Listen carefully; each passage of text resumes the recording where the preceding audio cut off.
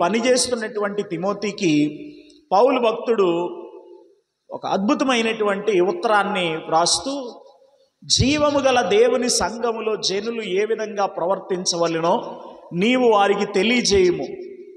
నేను మీ మధ్యకు రావాలని అనుకుంటూ ఉన్నాను, శీఘ్రంగా వస్తానని నిరీక్షిస్తూ ఉన్నాను. కానీ నేను రావడం ఆలస్యమైతే గనక నీవు అక్కడి నుండి చేయాల్సినటువంటి పని ఏంటంటే, జీవము గల దేవుని సంఘములో జనులు ప్రవర్తించాల్సినటువంటి తీరును గురించి నీవు మాట్లాడవలసినటువంటి అవసరత ఉన్నది.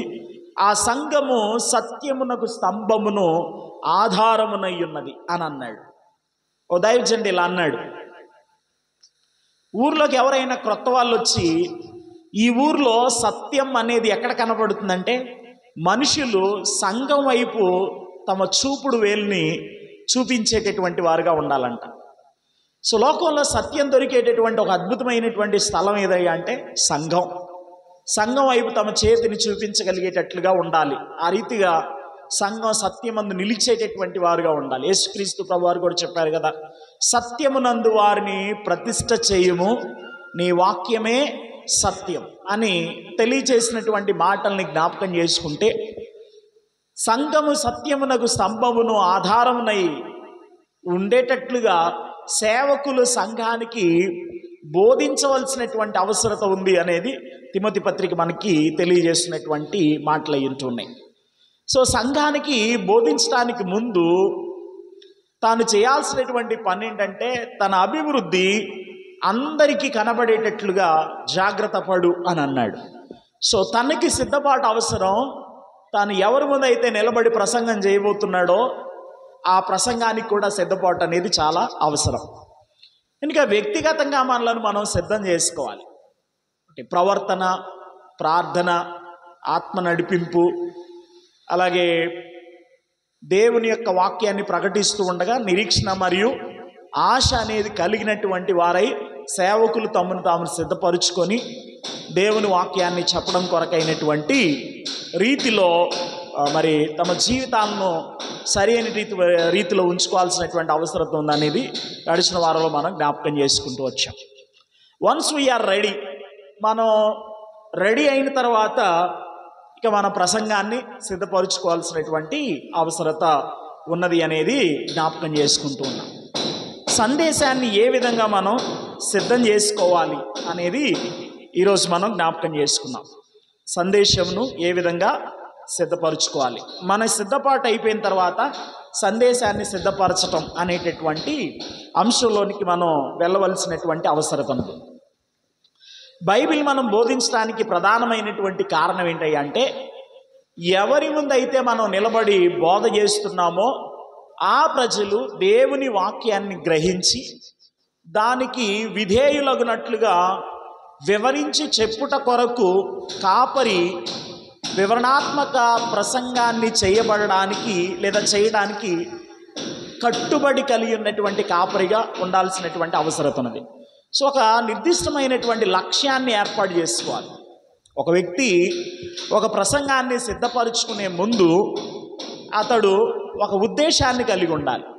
ఏంటయ్యా ఆ ఉద్దేశం అంటే, ఒకటి, నేను వివరణాత్మకమైనటువంటి బోధ చేయాలి, ఎక్స్పోజిటరీ ప్రీచింగ్ అనేది చేయాలి. ఈ బోధ నేను చేయడం కొరకై కట్టుబడి కలిగి ఉండాలి. సామెతల గ్రంథంలో ఒక మాట ఉంటుంది కదా, కట్టు లేక జనులు నశించెదరు అని దేవుని వాక్యంలో రాయబడింది. సో ఒక కట్టుబాటు, ఒక నిర్దిష్టమైనటువంటి నియమాన్ని ఏర్పాటు చేసుకునేటటువంటి వారమై ఉండాలి. పోయిన వారం చెప్పాను కదా, మనస్సును దృఢనిశ్చయం చేసుకోవాల్సినటువంటి అవసరత ఉంది. ఒక నియమాన్ని ఏర్పాటు చేసుకోవాలి, ఒక కట్టుబాటుని నియమించుకొని వివరణాత్మకమైనటువంటి ప్రసంగం చేయాలనే దృక్పథంతో అడుగులు ముందుకు వేయాలి. దీని వెనుక ఉన్నటువంటి ఉద్దేశం ఏంటయ్యానంటే, ప్రజలు వాక్యాన్ని గ్రహించాలి, అలాగే వారు గ్రహించినటువంటి వాక్యానికి విధేయతను చూపించాలి. ఈ రెండు ఉద్దేశాలు కలిగినటువంటి వాడే కాపరి తాను చేసేటటువంటి బోధను చేయవలసినటువంటి అవసరత ఉన్నది అని వాక్యం మనకు తెలియజేస్తూ ఉంది. సాధారణ నియమంగా అంశ ప్రసంగాలు చేయట కంటే బైబిల్ యొక్క పుస్తకముల ద్వారా నీవు ప్రసంగించి బోధించిన ఎడల నీవు అలాగే నువ్వు ఎవరి మధ్య అయితే పరిచర్య చేస్తున్నావో వారు గొప్ప మేలు పొందేటటువంటి వారుగా ఉంటారు. సహజంగా మనకి తెలిసినటువంటి పద్ధతి ఏంటంటే వారానికి ఒక ప్రసంగాన్ని మనం సిద్ధపడేటటువంటి వారంగా ఉంటాం. నేను కూడా ఇదివరకు అలాగే చేసేవాడిని. వారానికి ఒక క్రొత్త ప్రసంగం, ప్రజలు క్రొత్త సంగతి చెప్పుటయందు వినుటయందు కాలం గడిపేటటువంటి వారుగా ఉన్నారని ఏథెన్స్లో ఉన్నటువంటి ప్రజల గురించి వ్రాయబడినటువంటి రీతిలో చాలా సందర్భాల్లో మనం కలిగి ఉన్నటువంటి ఆలోచన ఏంటంటే ఏదో ఒక క్రొత్త సంగతి చెప్పాలి అనేటటువంటి ఆరాటంతో ఎక్కువగా ఏం చేస్తూ ఉంటామంటే అక్కడక్కడ ర్యాండమ్గా కొన్ని అంశాలు తీసుకొని ప్రజలకి బోధించేటటువంటి పద్ధతి మనందరికీ కూడా పరిచయమైనటువంటి పద్ధతి, లేదా మనం పాటించేటటువంటి పద్ధతి. అయితే ఇలా ప్రసంగించడం కంటే ఒక వరుస క్రమంలో మనం దేవుని వాక్యాన్ని బోధించేటటువంటి సందర్భంలో, వరుస క్రమంలో మనం వాక్యాన్ని బోధించేటటువంటి క్రమంలో 2 రకాలైనటువంటి మేలులు జరుగుతాయి. ఒకటి, సిద్ధపడుతున్న మనము మేలు పొందుతాం. అలాగే ఎవరి ముందైతే మనం ప్రసంగం చేస్తున్నామో వారు కూడా గొప్పగా మేలు పొందేటటువంటి అవకాశం ఉంది. ఇది నేను కేవలం ఈ బుక్లో ఉన్నటువంటి దాని ప్రకారం చెప్పడం కాదు, కానీ it is one of my experiences. ఇది నాకున్నటువంటి అనుభవాల్లో ఒకటి.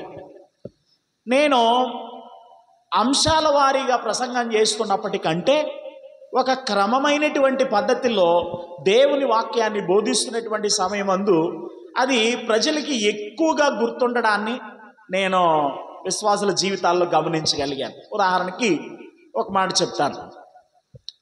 నేను లోగడ ఒక పత్రికలో నుండి ఒక వరుస క్రమంలో దేవుని వాక్యాన్ని బోధ చేయడం మొదలుపెట్టాను. సందేశాల క్రమంలో లేదా పరంపరలో ప్రారంభం నుండి, అనగా పుస్తకం యొక్క పరిచయం దగ్గర నుండి పుస్తకం యొక్క ముగింపు వరకు కూడా ఒక చిన్న పుస్తకాన్ని తీసుకొని, అంటే తొందరగా అయిపోగలిగినటువంటి ఒక పుస్తకాన్ని తీసుకొని ఆ పుస్తకంలో ఉన్నటువంటి వచనాలన్నింటినీ కూడా ఒక వరుస క్రమంలో వివరిస్తున్నటువంటి సమయమందు సంఘంలో ఉన్నటువంటి విశ్వాసుల యొక్క ప్రతిస్పందన ఏ విధంగా ఉంది అని అంటే, మీరు ఇలాగే బోధించండి, ఇలా బోధించడం వల్ల మాకు ఎక్కువగా దేవుని వాక్యాన్ని గుర్తు పెట్టుకునేటటువంటి అవకాశం ఉందని చెప్పి వాళ్ళు టెస్ట్ మనీ ఇవ్వగలిగారు. అంత మాత్రమే కాదు, కానీ వారు వింటున్నటువంటి సందేశాలు ఏవైతే ఉన్నాయో అవి వారి యొక్క ఆధ్యాత్మిక జీవితానికి వరుస క్రమంలో చెప్పడం ద్వారా క్రమంగా ఏ విధంగా ఒక వాక్యాన్ని జీవితానికి అన్వయించుకోవడం జరుగుతుందో అనేది కొంతమంది నాకు తెలియపరిచినప్పుడు నేను చాలా సంతోషించి ఇక ఆ పద్ధతి నేను అవలంబించడం మొదలుపెట్టాను. నేను 4 స్థలాల్లో పరిచర్య చేస్తూ ఉంటాను. ఈ 4 స్థలాల్లో కూడా ఒక్కొక్క దగ్గర ఒక్కొక్క సంగతిని గూర్చి అధ్యయనం చేస్తూ ముందుకు వెళ్ళేటటువంటి పరిస్థితి కలిగి ఉన్నాను.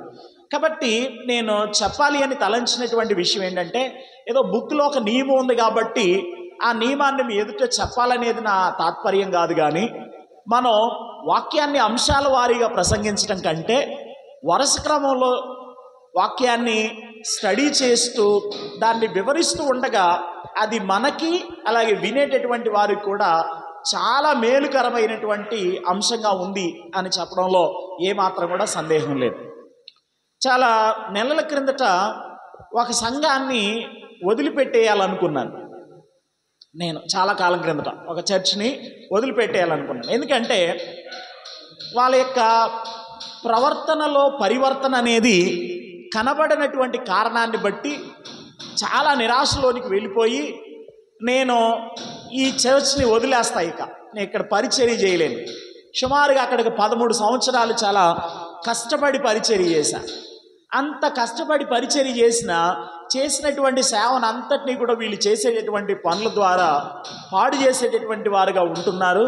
ఇక వీళ్ళు బాగుపడరు, ఎంత చెప్పినా కానీ వీళ్ళు తమ జీవితాలు దిద్దుకోరు అనేటటువంటి దృక్పథంతో రోజు బండి మీద వెళ్తూనే కళ్ళమ నీళ్ళు వస్తూ ఉన్నాయి, ఏడ్చుకుంటూ ప్రయాణం చేస్తూ ఉన్నాను. చాలా బాధ అనిపిస్తూ ఉంది. చేసినటువంటి పరిచర్య అంతటినీ కూడా జ్ఞాపకం చేసుకొని చాలా నెమ్మదిగా వెళ్తూ ఆలోచిస్తూ వెళ్తున్నటువంటి సందర్భంలో ఇదివరకు నేను మీకు చెప్పినట్లు నేను బండి మీద వెళ్ళేటప్పుడు ఏదో ఒక సందేశాన్ని వింటూ ఉంటాను అనమాట. ఒక సందేశాన్ని వినుకుంటూ వెళ్తున్నా ఏడుపు వస్తుంది. ఆ సందేశంలో ఆ దైవజనుడు చెప్పినటువంటి కొన్ని మాటలు నన్ను ప్రభావితం చేశాయి. ఏంటయ్యా ఆ మాటలనంటే, లూకాసు వార్త 6వ అధ్యాయం యేసుక్రీస్తు ప్రభువారు మీరైతే ఎట్టి వాటిని గూర్చి అయినను నిరాశ చేసుకొనక అనే ఆ మాటను వివరిస్తున్నటువంటి సమయమందు నేను ప్రోత్సహించబడి వదిలిపెట్టాలి అని అనుకున్నటువంటి నేను తిరిగి మళ్ళీ లేదు వదిలిపెడితే ఎట్లాగా, మనమే వాళ్ళని సరిచేయాల్సినటువంటి అవసరం ఉందనేటటువంటి దృక్పథంతో ఆలోచన చేస్తూ ఉండగా దేవుడు ఒక పత్రికను నా మనసులో ఉంచి, ఈ పత్రిక అంతటినీ కూడా నీవు అక్కడ ఉన్నటువంటి ప్రజలకి తెలియచేయాలి, అందులో ఉన్నటువంటి వాక్య సారాంశాన్ని వివరించాలి అనేటటువంటి ప్రేరేపణ దేవుడు అనుగ్రహించినప్పుడు ఆ మరుసటి నెల మొదటి ఆదివారం నుండి నేను ఆ పత్రిక నుండి మాట్లాడటం మొదలుపెట్టిన తర్వాత చాలా మట్టుకు దేవుని మహాకృపను బట్టి నేను ఏ విషయాల్లోనైతే నిరాశలోనికి వెళ్ళిపోయానో, బాధ అనిపించిందో, ఆ విషయాల్లో కొన్నింటిల్లో మాత్రం సంతోషం కలగడానికి దేవుడు కొన్ని కార్యాలు చేస్తూ వచ్చాడు. ఇంకా బోధిస్తూనే ఉన్నాను, అయిపోలేదు. ఇంకా కొన్ని విషయాల్లో నిరాశ ఉంది. కానీ వాళ్ళ జీవితాల్లో కరిగేటటువంటి పరివర్తన ఏదైతే ఉందో ఆ పరివర్తన నన్ను ప్రోత్సహించింది ఇంకొంచెం అడుగులు ముందుకు వేయడం కొరకై. సో ఇది నా ఎక్స్పీరియన్స్. నేను ర్యాండమ్గా ప్రసంగించిన దానికంటే, ఏదో ఒక అంశాన్ని తీసుకొని ప్రసంగించిన దానికంటే, ఒక అంశాన్ని కానీ, ఒక పుస్తకాన్ని కానీ, ఒక అధ్యాయాన్ని కానీ తీసుకొని బోధించడం మొదలుపెట్టినటువంటి సందర్భంలో అది ప్రజల జీవితాల్లో ఎక్కువగా మేలు కలిగించింది అనేది నా వ్యక్తిగత జీవిత అనుభవాల్లో ఉన్నటువంటి ఒక అంశం అన్నమాట. కాబట్టి మనము అంశాల వారీగా ప్రసంగించడం కంటే వాక్యాన్ని వరుస క్రమంలో ప్రసంగించడం అనేది ఒక ఆశీర్వాదకరమైనటువంటి పద్ధతి అనేది ఈ బుక్ మనకి నేర్పిస్తూ ఉందన్నమాట. ఓకే, దేవుని యొక్క ఆలోచన అంతటినీ కొంతకాలంగా బోధించి ఉండగా లేఖనముల యొక్క ఐక్యతను మరియు పొందికను చూచడం వలన నీవు పరిచర్య చేస్తున్నటువంటి సంఘం ఏదైతే ఉంటుందో ఆ సంఘం మేలు పొందుతుంది. ఇలా చేయడం వల్ల కలిగే మేలేంటి అంటే, పోయినసారి నేను మీకు చెప్పాను, దేవుడు తన వాక్యాన్ని మనకి ఎలా ఇచ్చాడు? ప్రోగ్రెసివ్గా ఇచ్చాడు. కొంచెం కొంచెంగా ఇచ్చాడు. 1400 సంవత్సరాల కాలంలో దేవుడు తన వాక్యాన్ని అనేకమైనటువంటి రచయితలను ప్రేరేపించి దేవుడు మనకి వాక్యాన్ని అనుగ్రహించాడు. మానవుడు దేవుని గురించి, దేవుని కార్యములను గూర్చి, దేవుని ఆలోచనలను గూర్చి ఏదైతే దేవుడు తెలుసుకోవాలని అనుకుంటున్నాడో, మానవుడు తెలుసుకోవాలని దేవుడు అనుకుంటున్నాడో, ఆ తన చిత్తాన్ని ఒక్కసారే కాకుండా ప్రోగ్రెసివ్గా దేవుడు అనుగ్రహించాడు అనమాట. కొంచెం కొంచెంగా దేవుడు మనకు అనుగ్రహిస్తూ వచ్చాడు.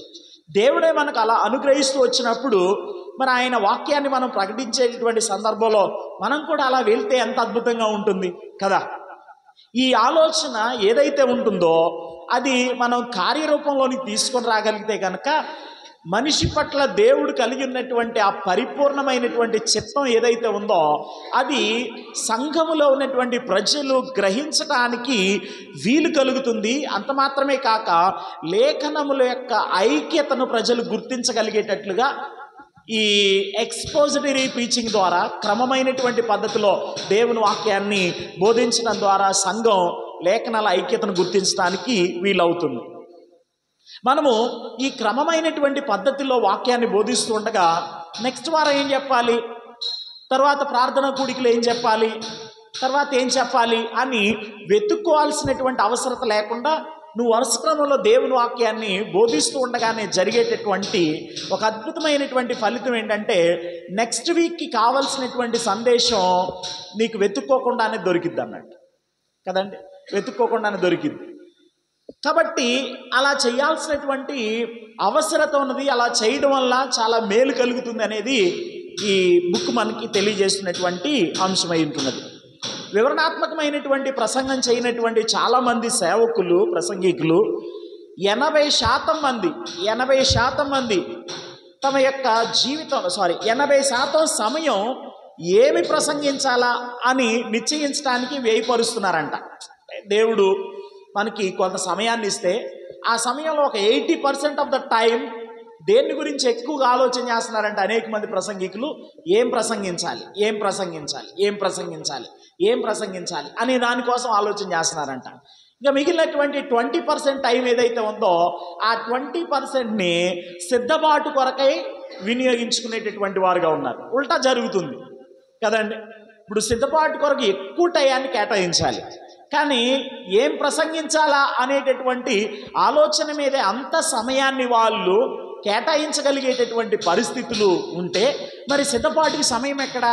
కాబట్టి చేయాల్సినటువంటి పని ఏంటయ్యా అంటే సిద్ధపాటు కొరకు ఎక్కువ సమయాన్ని మనం కేటాయిస్తూ ఉండగా అనేకమైనటువంటి విషయాలు మనం నేర్చుకుంటూ గ్రంథం నుండి దేవుని వాక్యాన్ని ప్రజలకి అర్థవంతమైనటువంటి రీతిలో వివరించేటటువంటి దాని కొరకైనటువంటి వీలుంటుందన్నమాట. కనుక మనం 2 ప్రాముఖ్యమైనటువంటి విషయాలు గుర్తుపెట్టుకోవాలి. ఒకటి, దేవుడు తన వాక్యాన్ని క్రమంగా ఇచ్చాడు, నేను కూడా క్రమంగా బోధించాలి. అలా క్రమంగా బోధిస్తూ ఉండగా సంఘము ఎంతలా మేలు పొందుతుంది అంటే దేవుని చిత్తాన్ని క్రమంగా గ్రహించే వీలుంటుంది. అంత మాత్రమే కాదు, లేఖనముల యొక్క ఐక్యతను గ్రహించేటటువంటి దాని కొరకైనటువంటి పరిస్థితి ఉంటుంది. సో నేను ఎక్స్పోజిటరీ ప్రీచింగ్ చేయడం కొరకైనటువంటి ఒక కట్టుబాటు కలిగి నేను ఎవరి ముందు అయితే వాక్యాన్ని ప్రకటిస్తున్నానో వారు వాక్య సత్యాలు విని గ్రహించి ఆ వాక్య సత్యాలు తమ జీవితాల్లోనికి అన్వయించుకునేలాన వారిని నేను సిద్ధపరచవలసినటువంటి అవసరత ఉంది అనేది దేవుని వాక్యం మనకు తెలియజేస్తూ ఉంది. కొన్ని గుర్తుంచుకోవాల్సినటువంటి విషయాల గురించి మనం మాట్లాడుకుందాం. ఈ సిద్ధపాటు గురించి మాట్లాడుకునేటప్పుడు లేదా వివరణాత్మకమైనటువంటి సందేశం అనేటటువంటి అంశాన్ని గురించి మనం జ్ఞాపకం చేసుకునేటప్పుడు గుర్తుంచుకోవాల్సినటువంటి కొన్ని విషయాలు ఇవి గుర్తుపెట్టుకొని ఆ తర్వాత సిద్ధపాటు అనేది చేయాల్సినటువంటి అవసరం ఉంది. నెంబర్ 1, నీ సంఘం లేక వినేవారి అవసరతల దృష్టిలో ఏ లేఖనము వాడవలెనో దేవుడు నీకు చూపినట్లుగా జ్ఞానం మరియు నడిపింపు కొరకై మీరు ప్రార్థన చేయండి.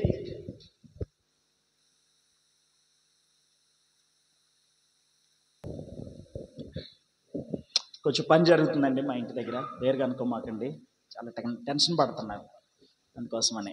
రైట్, నీ సంఘం లేకపోతే వినేటటువంటి వారి యొక్క అవసరతల దృష్టిలో ఏ లేఖనము వాడవలెనో దేవుడు నీకు చూపినట్లుగా, అంటే ఎవరి మధ్య అయితే నీవు పనిచేస్తున్నావో వారికి ఏ సందేశం నేను బోధించవలసినటువంటి అవసరత ఉన్నది అనేది నీవు గుర్తించాలి. ముందు నీవు ఏ ఆడియన్స్ మధ్య అయితే ఉండి పరిచర్య చేస్తున్నావో, లేదా నీ సంఘంలో ఉన్నటువంటి వ్యక్తులు వారి యొక్క వ్యక్తిత్వాలు కదా, కాలక్రమేణా సంఘాల్లో ఉన్నటువంటి వ్యక్తుల యొక్క వ్యక్తిత్వం అనేది మనకు అర్థమవుతూ ఉంటుంది కదా, పలానా వాళ్ళు ఎలాంటి వారు అనేటటువంటిది మనకు అర్థమవుతున్నప్పుడు వారి యొక్క అవసరత ఏంటో నీవు గ్రహించున్నట్లుగా వీరికి ఏం బోధిస్తే మేలు కలుగుతుంది, ఏం బోధిస్తే వీళ్ళు పరివర్తన చెందుతారు, ఏ లేఖనాన్ని ఆధారంగా చేసుకొని వీళ్ళతో మాట్లాడితే వారికి క్షేమాభివృద్ధి కలుగుతుంది అనేటటువంటి ఆ అంశం ఏదైతే ఉంటుందో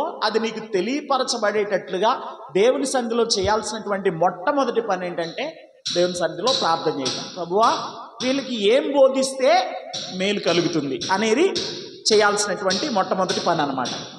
ప్రేయర్ఫుల్గా సిద్ధపడటం.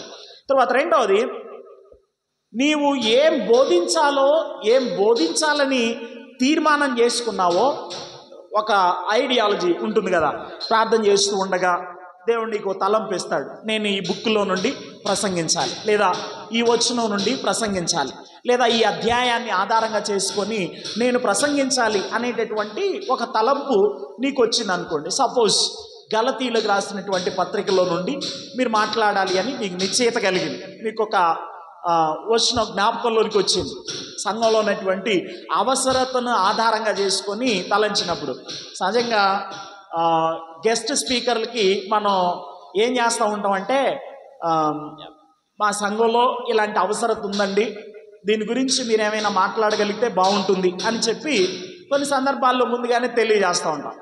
కొన్ని సందర్భాల్లో ఏమంటా ఉంటాం అంటే, as the lord leads you, దేవుడు మిమ్మల్ని ఏ రకంగా నడిపిస్తే ఆ రకంగా మాట్లాడండి అని చెప్పి జ్ఞాపకం చేసేటటువంటి వారంగా ఉంటాం. సో అలాంటి కేసెస్లో కూడా అది స్థానిక సంఘంలో ఉండేటటువంటి కాపరైనా, లేదా మీరు ఎక్కడికైనా గెస్ట్గా వెళ్ళేటటువంటి గెస్ట్ స్పీకర్గా వెళ్ళేటటువంటి పరిస్థితులు ఏర్పడినా, వాళ్ళు చెప్పినటువంటి అవసరతను బట్టి దేవుడు నీ మదిలో ఒక ఆలోచన ఉంచి ఆ ఆలోచనకు అనుగుణంగా అనుకూలమైనటువంటి వాక్య భాగములను నీ ఎదుటికి దేవుడు తీసుకుని వస్తున్నప్పుడు నువ్వు చేయాల్సినటువంటి పని ఏంటంటే ఆ పుస్తకాన్ని పూర్తిగా చదవడం నేర్చుకోవాలి. ముందు మీరు గలతీలకు రాసినటువంటి పత్రికలో నుండి వాక్యాన్ని చెప్పాలి అని అనుకున్నప్పుడు వన్ సిట్టింగ్లో అదంతా కూడా చదివేయటం అనేది చాలా మంచి పద్ధతి. అది నేనైతే అలాగే చేస్తా. నేను ఒక పత్రికలో నుండి మాట్లాడాలి అని తలంపు కలిగినప్పుడు సిద్ధపడటానికి ముందు చేసేటటువంటి పని ఏంటయ్యానంటే ఆ పత్రికలో ఉన్నటువంటి భాగాలన్నీ కూడా కొంచెం టైం తీసుకొని వరుస క్రమంలో చదివేస్తాను. ఒక్కసారిగా అర్థమైతే ఒకసారి, లేకపోతే రెండోసారి, ఇంకా అర్థం కాకపోతే ఇంకొకసారి, ఇలా ఆ పత్రిక అంతటిని లేదా ఆ పుస్తకం అంతటినీ కూడా పూర్తిగా ఒక్కసారి చదవవలసినటువంటి అవసరం ఉన్నది. అలా చదవడం అనేది చాలా మంచిది.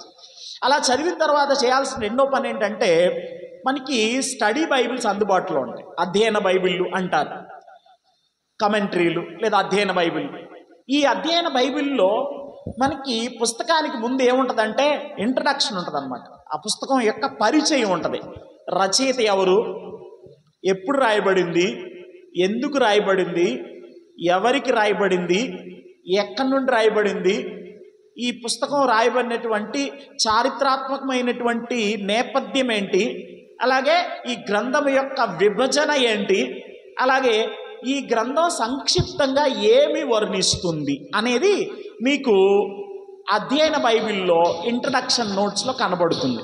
ఒకవేళ మీ దగ్గర అధ్యయన బైబిల్ లేకపోతే కనుక మీకు రెండు పుస్తకాలు ఇచ్చారు.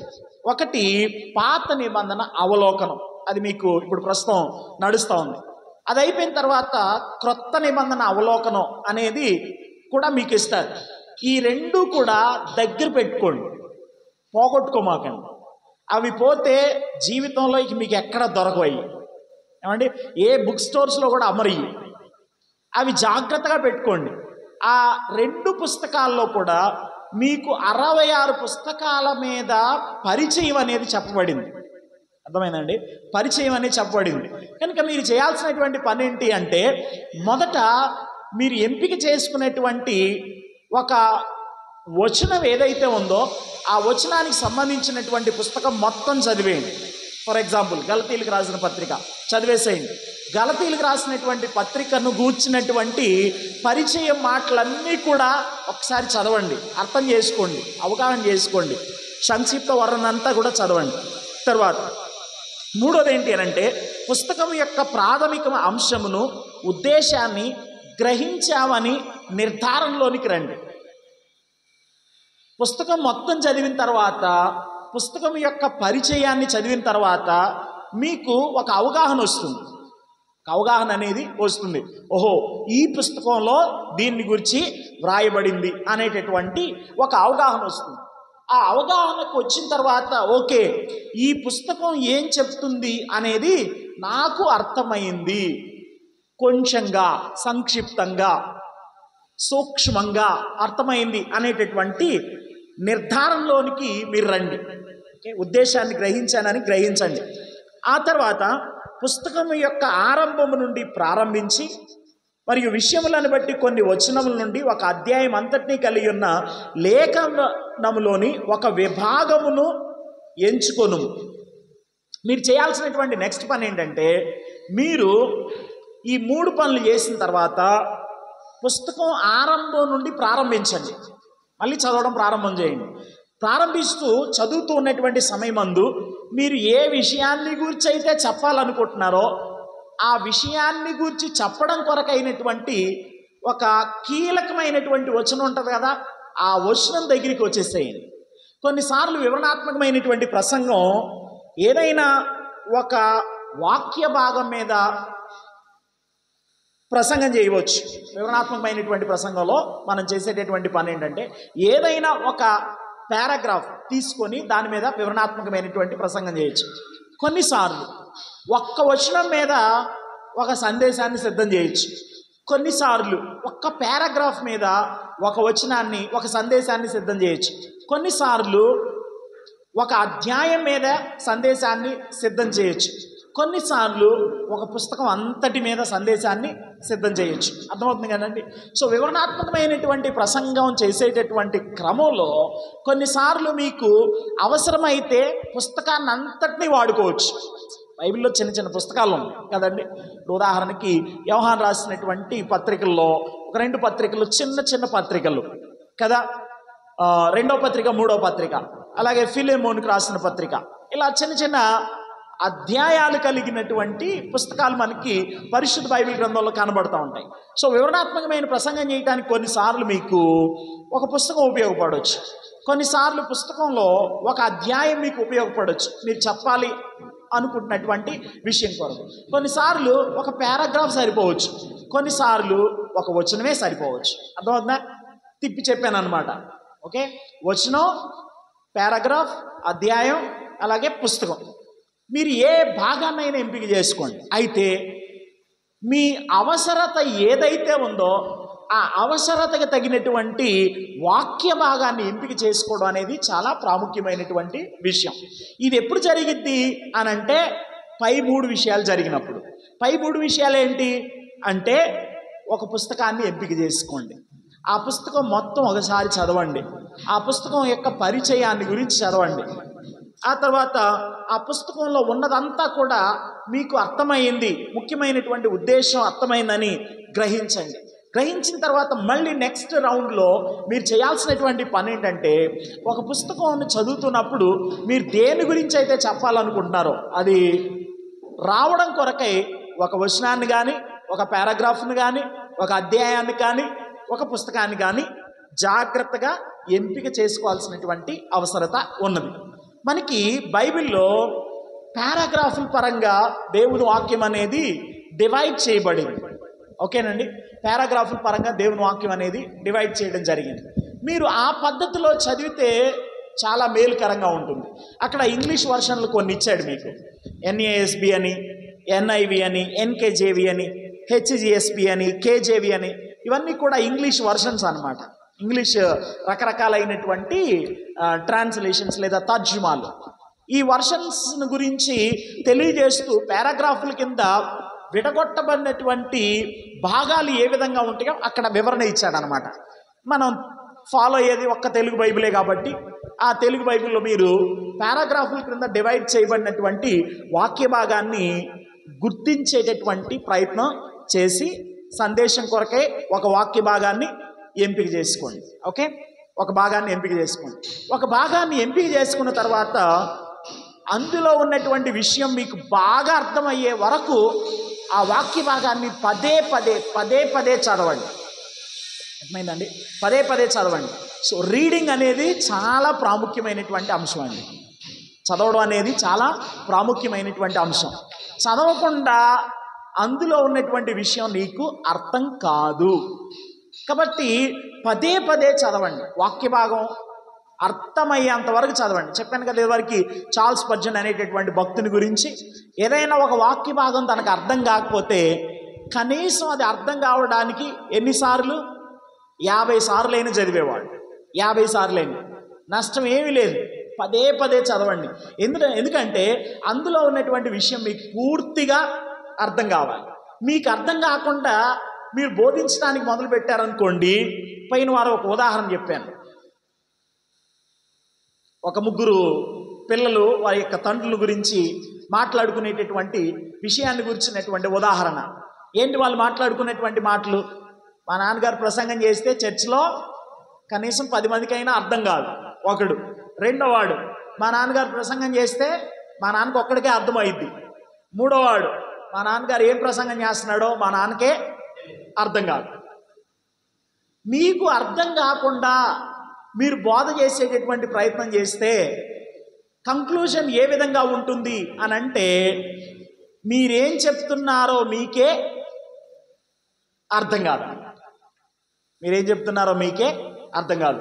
So be careful when you select a passage from Word of God, make sure that you read until you get the meaning of that portion.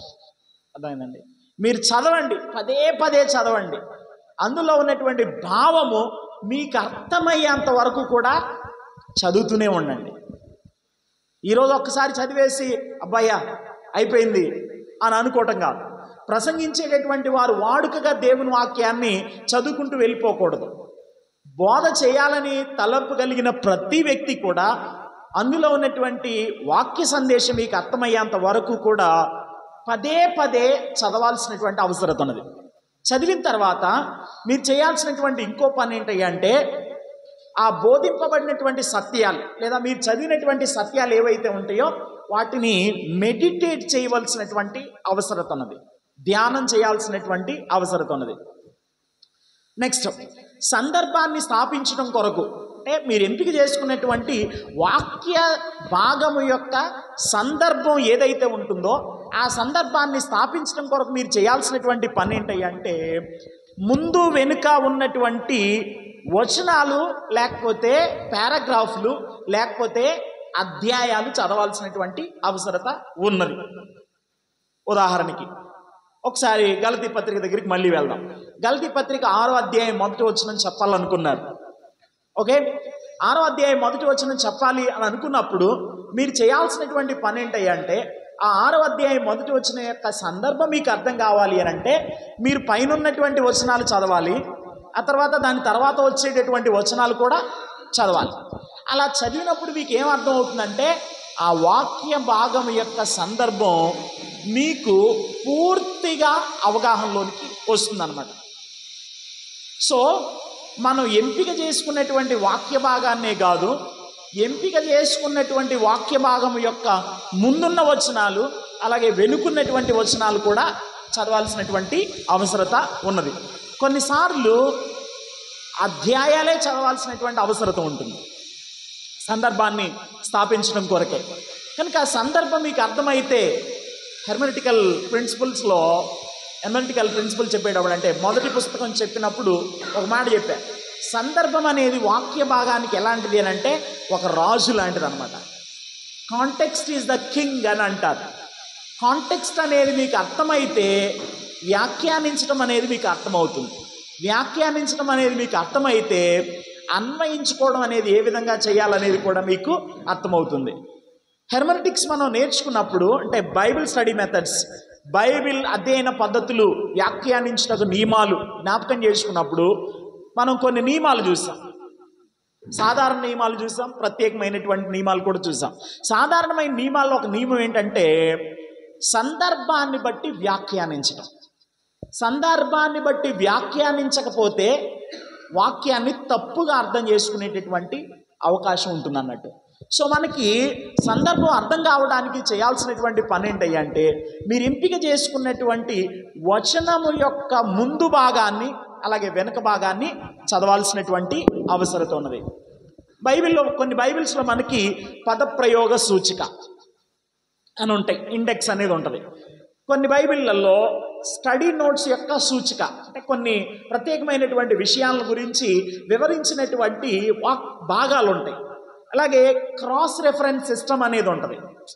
ఒక వచనం తీసుకున్నాం అనుకోండి, ఆ వచనానికి అనుబంధమైనటువంటి క్రాస్ రెఫరెన్సెస్ తెలియజేసేటటువంటి సిస్టమ్ అనేది ఉంటుంది. కొన్నిసార్లు స్టడీ నోట్స్ అనేది మీకు కనబడుతూ ఉంటుంది. సో మీరు ఒక సందర్భాన్ని స్థాపించేటటువంటి క్రమంలో ఉన్నటువంటి టూల్స్ అన్నిటినీ కూడా మీరు ఏం చేయొచ్చు అంటే ఉపయోగించుకోవచ్చు అన్నమాట. ఓకే, ఇవన్నీ కూడా ఏంటయ్యి అంటే జాగ్రత్తలు.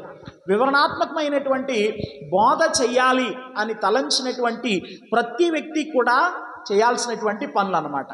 వరుసగా చెప్తాను వినండి. మొదట, నీవు ఎవరి మధ్య అయితే ఉన్నావో వారి అవసరత ఏంటో గుర్తించు. ఆ అవసరతకు తగినటువంటి రీతిలో దేవుని నడిపింపు కొరకై ప్రార్థన చేయి. దేవుడు ఒక వాక్య భాగాన్ని నీకు ఇచ్చినప్పుడు, ఒక తలంపు నీ మధ్యలోనికి తీసుకొని వచ్చినప్పుడు, ఆ పుస్తకంలో నుండి ప్రసంగం చేయాలని ఆలోచించినప్పుడు ఆ పుస్తకాన్ని పూర్తిగా ఒకసారి చదవండి. ఆ పుస్తకం యొక్క ఇంట్రడక్షన్ చదవండి, పరిచయం, ఉపోద్ఘాతం అని అంటారు కదా. అలాగే సంక్షిప్త వర్ణన, ఇదంతా కూడా చదవండి. చదివిన తర్వాత ఆ పుస్తకంలో ఏముందో అనేది, ఆ పుస్తకం యొక్క ముఖ్య ఉద్దేశం ఏమై ఉన్నది అనేది మీరు గ్రహించారని నిర్ధారణలోనికి వచ్చిన తర్వాత ఒక భాగాన్ని ఎంపిక చేసుకోండి. ఒక భాగాన్ని ఎంపిక చేసుకున్న తర్వాత పదే పదే దాన్ని మరలా చదవండి. చదివిన తర్వాత ధ్యానం చేయండి. ధ్యానం చేసిన తర్వాత మీరు ఎంపిక చేసుకున్నటువంటి వాక్య భాగం యొక్క సందర్భం ఏదైతే ఉంటుందో దాన్ని స్థాపించడం కొరకు ముందు వెనుక ఉన్నటువంటి భాగాలు లేదా సంబంధిత వాక్య భాగాలు, అధ్యాయాలు, వాటన్నిటిని కూడా మీరు చదివి సందర్భాన్ని స్థాపించండి. సందర్భాన్ని స్థాపించిన తర్వాత చేయాల్సినటువంటి పని ఏంటంటే, నీవు నేర్చుకున్న 3 మెట్లను ఉపయోగించి వాక్యాన్ని శ్రద్ధగా చదవండి. 3 మెట్లు ఏంటి? పరిశీలన, వ్యాఖ్యానించడం, అన్వయించడం కదా మొదటి పుస్తకంలో మనం నేర్చుకున్నటువంటి విషయాలు. ఇప్పుడు ఆ బుక్ దగ్గరికి వెళ్ళి ఆ బుక్ అంతటినీ కూడా ఇక్కడ అప్లై చేయాలన్నమాట, ఒక ప్రసంగాన్ని సిద్ధం చేసుకోవడానికి ముందు. సో ప్రసంగం చెప్పడం అనేది అంత ఈజీగా చేసేటటువంటి పని కాదు.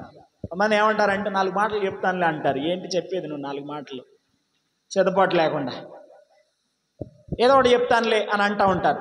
ఈవెన్ నీకు ఇవ్వబడింది 15 నిమిషాల టైం అయినా సరే, నీకు సరి అయినటువంటి సిద్ధపాటు ఉంటే వినేవారికి ఏం కలుగుతుందంటే మేలు కలుగుతుంది కదా. ఎఫెసీ పత్రికలో మనం చదువుతాం, వినువారికి మేలు కలుగునట్లు క్షేమాభివృద్ధికరమైనటువంటి మాటలను మీరు చెప్పండి అని దేవుని వాక్యంలో వ్రాయబడింది. కాబట్టి ఒక ప్రసంగాన్ని సిద్ధం చేసుకోవడం అనేది ఒక క్షణంలో జరిగేటటువంటి పని కాదు, కొంత సమయంలో చేసేటటువంటి పని కాదు. Over a period of time మీరు వీటన్నిటినీ కూడా అన్వయంలోకి తీసుకొని వచ్చేటప్పుడు నెమ్మదిగా మీకు ఏమవుద్దంటే ఒక సందేశాన్ని సిద్ధం చేయడం అనేది సులువుగా అయ్యిద్ది అన్నట్టు. ప్రారంభంలో కొంచెం కష్టంగానే ఉంటుంది. ప్రతి నియమాన్ని చదివి, ప్రతి విషయాన్ని చదివి అప్లై చేసేటటువంటి సందర్భంలో ప్రారంభంలో కష్టంగానే ఉంటుంది. కానీ కొంతకాలం గడుస్తూ ఉండగా మీరు చేస్తున్నటువంటి పని మీద మీకు పట్టు అనేది దొరుకుతుంది. ఏ పనైనా అంతే కదండి, నియమాలు పాటిస్తూ చేసేటటువంటి ఏ పనైనా ఇదిగో ఈ నియమాలు. ఉదాహరణకి మా ఊరు నుంచి ఇక్కడికి రావాలని తలంచినటువంటి ఆ మొదటి రోజున చాలా లేట్ పట్టింది నాకు. ఎందుకు లేట్ పట్టింది అంటే, క్రొత్తగా వచ్చా ఇక్కడికి. నేను ఇంతకుముందు తెలియదు, అసలు క్రోసూరు అనే పేరే క్రొత్తగా అయినా సుబ్బారావు గారు చెప్పినప్పుడు ఆ ఊరి పేరు కూడా తెలియదు నాకు. కానీ ఆయన నన్ను గైడ్ చేశారు. గైడ్ చేసినప్పుడు మరియదాస్ గారితో మాట్లాడించారు. మరియదాస్ గారు ఇంకొక ఇద్దరికి బాధ్యత అప్పగించారు. మళ్ళీ వాళ్ళిద్దరిని అనుసరించి ఇటు రావడానికి కొంత టైం పట్టింది. ఆ తర్వాత వరదలు వస్తూ ఉన్నాయి, ఇటు రావడానికి ఛాన్స్ లేనప్పుడు అటు తిరిగి రావడానికి కూడా కొంత టైం పట్టింది. కానీ కాలం గడుస్తూ ఉండగా నా ప్రయాణం అనేది ఏమైంది? ఈజీ అయిపోయింది. సో ఎందుకు ఈ మాటలు చెప్తున్నాను అని అంటే, మీరు ఇది కష్టంగా భావించాల్సినటువంటి పని లేదు. ప్రారంభంలో కొంచెం ఇబ్బందిగానే ఉంటుంది. ఈ నియమాలన్నీ ఎందుకు, ఏదో 4 మాటలు చదివేసి 4 కథలు చెప్పి 4 పాటలు పాడి 4 సార్లు దేవునికి స్తోత్రం హల్లెలూయా అంటే అయిపోయింది కదా అనేటటువంటి తలంపుతో ఉంటే నీ ప్రసంగాలు అట్లనే ఉంటాయి. ఇక అదే తెల్లారిద్ది నీకు. కానీ నీ బోధనా విధానంలో ఒక మార్పు, నీ మధ్యనున్నటువంటి ప్రజలు నువ్వు చెప్తున్నటువంటి వాక్య సత్యాల ద్వారా ఒక ఆధ్యాత్మిక పురోగభివృద్ధిని సాధించి నిత్యరాజ్యం కొరకై వారు సరి అయినటువంటి రీతిలో సిద్ధపడాలి అని అంటే నువ్వు కష్టపడాల్సినటువంటి అవసరం ఉంది. శ్రమ లేనిదే ఫలితం అనేది రాదు. ఎవరో చేసినటువంటి ప్రసంగాలు ధ్యానం చేయకుండా బోధించడం కూడా తప్పే. అర్థమైందండి? ఏదైనా ఒక ప్రసంగం మీకు నచ్చింది అనుకోండి, స్టడీ చేయండి, దాని మీద బోధించండి. అలా బోధించడం తప్పని నేను అంటలేదు. కానీ మీరు బోధించే ముందు ఆ బోధను మీరు కొంత అధ్యయనం చేయాల్సినటువంటి అవసరం ఉన్నది. హెర్మెనెటికల్ ప్రిన్సిపల్స్కి, హోమిలిటికల్ ప్రిన్సిపల్స్కి ఇది అనుకూలంగా ఉందా లేదా అనేటటువంటి ఆ నిర్ధారణ అనేది అంతా కూడా చేసుకున్న తర్వాత అప్పుడు ఆ సందేశాన్ని బోధించండి. వాళ్ళకి ఆ సిద్ధపాటు ఉంది. నీకు అది లేకుండా బోధ చేస్తే నువ్వు వాళ్ళవు అవుతావు అన్నమాట. అర్థమైందండి? నేను చెప్పే మాట అర్థమవుతుందా? మీరు ఎవరినో అనుసరిస్తారు. అనుసరించేటటువంటి క్రమంలో ఏ విధమైనటువంటి తలంపులోనికి వచ్చేస్తారంటే నిన్ను నీవుగా భావించు. ఇది పలానా వాళ్ళు చేసినటువంటి సందేశమే కదా అనేటటువంటి తలంపులోనికి వచ్చేస్తారనమాట. కనుక ఎవరైనా చేసినటువంటి ప్రసంగాలను చెప్పడం తప్పేం కాదు, కానీ బట్ అవి చెప్పే ముందు సరి అయినటువంటి రీతిలో స్టడీ చేయాల్సినటువంటి అవసరం ఉన్నది. సో నువ్వు చేయాల్సినటువంటి పని ఏంటంటే ఇన్ని పనులు చేసిన తర్వాత ఆ 3 మెట్ల పద్ధతిని ఉపయోగించి వాక్యాన్ని స్టడీ చేయండి, పరిశీలించండి. అబ్జర్వేషన్లో ఏమేమి ఉన్నాయో వాటన్నిటిని కూడా పరిగణనలోకి తీసుకోండి. ఆ తర్వాత ఇంటర్ప్రిటేషన్స్కి ఏ రూల్స్ అవసరమో వాటన్నిటిని కూడా జ్ఞాపకం తెచ్చుకోండి. ఆ తర్వాత అన్వయించేటప్పుడు ఏం చేయాలో వాటన్నిటిని కూడా జ్ఞాపకం తెచ్చుకోండి. అంటే దీన్ని బట్టి మీకు అర్థమయ్యేటటువంటి విషయం ఏంటంటే ఫస్ట్ బుక్ అలాగే 4th బుక్ మీకు కంఠోపాఠంగా రావాలి. అర్థమైందండి? కంఠోపాఠంగా రావాలి. వరుస క్రమంలో చెప్పలేకపోయినా ఆ దగ్గరికి వచ్చినప్పుడు అది మీరు గుర్తుపట్టగలగాలి. ఇక్కడ నేను ఇది చెయ్యాలి అనేటటువంటి ఆలోచన మీకు రావాల్సినటువంటి అవసరం ఉన్నది. సో అలా చేసిన తర్వాత చేయాల్సినటువంటి పని ఏంటంటే నీవు ఎంపిక చేసుకున్నటువంటి వాక్య భాగం ఏదైతే ఉంటుందో ఆ వాక్య భాగము యొక్క ముఖ్య భావాన్ని నిర్ణయించండి. ఇది ఫస్ట్ స్టెప్ అన్నమాట. ప్రసంగానికి సిద్ధపడేటటువంటి సమయంలో చేయాల్సినటువంటి మొట్టమొదటి పని ఏంటంటే మీరు ఎంపిక చేసుకున్నటువంటి వాక్య భాగము యొక్క ముఖ్య భావాన్ని నిర్ణయించండి. ఒక సందేశం చెప్పాలనుకున్నారు ఒక భాగంలో నుండి, ఆ భాగంలో చెప్పబడుతున్నటువంటి విషయం ఏంటో మీరు అది నిర్ధారణ చేయగలగాలి. అర్థమవుతుందండి? యేసుక్రీస్తు అందరికీ ప్రభు అని అపోస్తల కార్యాల గ్రంథం 10వ అధ్యాయం 36వ వచనంలో రాయబడింది. అక్కడికి ఫుల్ స్టాప్ పెట్టేస్తాం మనం. దాని తర్వాత ఉన్నటువంటి మాటలను చదవం. అవునంటారు కాదంటారు? యేసుక్రీస్తు అందరికీ ప్రభు. తర్వాత మాట చెప్పండి. చదివితేనే కదా చెప్పడానికి. ఆ 2 ముక్కలు మనకి బాగా పరిచయం అయినాయి. ప్రతి జనములోనూ నీతిగా నడుచుకుని వారిని మీద ఆయన తన కనికరాన్ని చూపించేటటువంటి దేవుడై ఉన్నాడు. ఆయన అంగీకరించేటటువంటి దేవుడై ఉన్నాడు. ప్రతి జనములోనూ ఆయనకు భయపడే వారి మీద, నీతిగా నడుచుకునేటటువంటి వారిని ఆయన అంగీకరించేటటువంటి దేవుడై ఉన్నాడు. యేసుక్రీస్తు అందరికీ ప్రభువే. కానీ తర్వాత ఉన్నటువంటి మాటలు ఏవైతే ఉన్నాయో వాటిని మనం మిస్ చేస్తే గనక వాక్య భాగము యొక్క ముఖ్య భావాన్ని మనం ఏం చేయలేమంటే నిర్ణయించలేమన్నమాట. సో మనం చేయాల్సినటువంటి పని ఏంటయ్యానంటే ఒక వాక్య సందేశాన్ని సిద్ధపడుతున్నప్పుడు మీరు ఎంపిక చేసుకున్నటువంటి వాక్య భాగం ఏదైతే ఉంటుందో ఆ వాక్య భాగంలోని ముఖ్య భావాన్ని నిర్ణయించాలి. ఆ వాక్య భాగంలోని ముఖ్య భావాన్ని నిర్ణయించాలి అంటే అదిగో పైన ఉన్నటువంటి పనులన్నీ చేయాలన్నమాట. అర్థమవుతుందండి? అర్థమవుతుందా లేదా? రైట్. వాక్య భాగం యొక్క ముఖ్య భావాన్ని నిర్ణయించాలి. మీరు చెప్పే ప్రసంగం అంతా కూడా దేని చుట్టూ తిరగాలంటే ఆ ముఖ్య భావం చుట్టూ తిరగాలన్నమాట. అర్థమవుతుందా? మీరు ఒక విషయాన్ని, ఒక వచనాన్ని, ఒక పారాగ్రాఫ్ని ఎంపిక చేసుకున్నప్పుడు ఒక ముఖ్య భావం అనేది ఒకటి ఉంటుంది. దీన్ని ఇంగ్లీష్లో central proposition of the sermon అని అంటారు. Central theme of the sermon. మీ ప్రసంగము యొక్క విషయం అంతా కూడా ఈ ముఖ్య భావం చుట్టూ ఉండాలన్నమాట. అది మీరు సరి అయినటువంటి రీతిలో చేయాలి.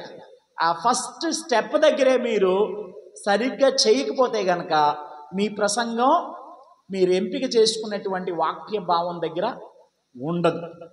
కొంతమంది ఒక వాక్య భాగం తీసుకుంటారు, అక్కడి నుంచి ఇక మొత్తం తిరిగి వస్తారు, మళ్ళీ చివరిలోనికి వస్తారనమాట ఆ వాక్యం దగ్గరికి. ఆ పాడిదానికి నువ్వు ఆ వచనం చదివించడం దేనికి కదా? అవునంటారు కాదంటారా? ఒక వచనాన్ని చదివించారండి, అది చెప్పకుండా ఊరు మొత్తం తిరిగి వస్తే ఎక్కడ ప్రారంభించావా? పోనీ సందర్భం చెప్పడానికి కొన్నిసార్లు బయటికి వెళ్ళాల్సినటువంటి అవసరం ఉంటుంది. బయటకంటే what I mean to say is that ఆ వాక్య భాగము యొక్క సందర్భాన్ని వివరించడం కొరకు కొన్నిసార్లు కొన్ని వచనాలు చూపించాల్సినటువంటి అవసరం ఏర్పడుతుంది ప్రారంభంలో లేదా ఆ పుస్తకంలో నుండి. అలా చూపించడం కొరకు ఓకే, కానీ ఆ తీసుకున్నటువంటి వాక్య భాగాన్ని వదిలిపెట్టి లోకంలో మొత్తం తిరిగేసి చివరిలోకి వచ్చిన తర్వాత కొంతమంది తెలివిగా ఏమంటారంటే నాకు సమయం సరిపోలేదంట, గంటన్నర టైం ఇస్తే నాకు టైం చాలలేదంటారు. యాక్చువల్గా క్రిమినల్ మైండ్తో నువ్వు టయాన్ని వేస్ట్ చేసావు. నేరపూరితమైనటువంటి దుశ్చర్య అది. అసలు ఒక రకంగా చెప్పుకోవాలి అంటే నీకు ఇవ్వబడినటువంటి సమయాన్నేమో వృధాపరిచి చదివినటువంటి విషయాన్ని చెప్పకుండా ఎక్కడెక్కడో మొత్తం తిరిగేసి వచ్చి కొన్నిసార్లు కొంతమంది ఏం చేస్తూ ఉంటారంటే ప్రదర్శన చేస్తూ ఉంటారు. ప్రదర్శన అంటే ఏంటి? వాళ్ళకు తెలిసినంతా చెప్పుకునేటటువంటి ఆరాటాన్ని వ్యక్తపరిచేటటువంటి ప్రయత్నం చేస్తూ ఉంటారు. తత్ఫలితంగా విన్నటువంటి వారిని అడిగితే మీరేం నేర్చుకున్నారు అంటే చాలా నేర్చుకున్నాం అంటారు. ఏం నేర్చుకున్నారో చెప్పలేదు. ఏం చెప్పారు? బాగా చెప్పారు. అదే ఏం చెప్పారు? చెప్పారు, బాగా చెప్పారు. కారణం ఏంటి తెలుసా? తమకున్నటువంటి జ్ఞానం అంతా ఒక్క రోజులోనే, అంటే మళ్ళీ పిలవరు అనుకుంటారేమో తెలియదు, కానీ ఒక్క రోజులోనే చెప్పాలి అనేటటువంటి తాత్పర్యంతో మొత్తం తిరిగేస్తూ ఉంటారు. అసలు అది వర్కౌట్ అవ్వదండి, దానివల్ల ఉపయోగమే లేదు. సో చేయాల్సినటువంటి పని ఏంటయ్యా అంటే మీరు ఒక వాక్య భాగాన్ని ఎంపిక చేసుకుంటే ఆ వాక్య భాగము యొక్క ముఖ్య భావాన్ని నిర్ధారణ చేసి ఆ భావం చుట్టూ కూడా మీ ప్రసంగాన్ని తిప్పాలి. ఏం చెప్పినా దాన్ని ఆధారంగా చేసుకొని మాట్లాడాల్సినటువంటి అవసరం ఉన్నది. అప్పుడే వింటున్నటువంటి వారికి వాక్యాన్ని నేర్చుకునే అవకాశం ఉంటుంది, వాక్యాన్ని అన్వయించుకునేటటువంటి అవకాశం ఉంటుంది. గ్రహింపులోనికి రానిది ఏది కూడా అన్వయంలోనికి రాదు అనేటటువంటి విషయాన్ని మనం గుర్తుపెట్టుకోవాలి. మనం విషయాన్ని గ్రహించకపోతే ఏ విధంగా అన్వయించుకోగలం? ఆ క్వశ్చన్ ఒకసారి గుర్తు చేసుకోండి. ఎవడైనా నాకు త్రోవ చూపకుంటే నేను ఏ విధంగా గ్రహించగలను అన్నాడు. ఎవరు? ఇథియోపియుడైనటువంటి నపుంసకుడు. ఎవరితో? ఫిలిప్తో. యెషయా గ్రంథంలో తాను చదువుతున్నటువంటి ఆ వాక్య భాగాన్ని ఆధారంగా చేసుకొని అది ఎవరిని గూర్చి చెప్పబడిందో వివరిస్తూ ఉండగా వెంటనే ఒక తీర్మానంలోనికి రాగలిగాడు. నీళ్లున్నాయి, బాప్తిస్మం ఇవ్వడానికి నాకు ఆటంకం ఏంటి అని అన్నాడు. సో మనకి గ్రహింపులోనికి రానిది మన అన్వయంలోనికి రావాలి అంటే చాలా కష్టం.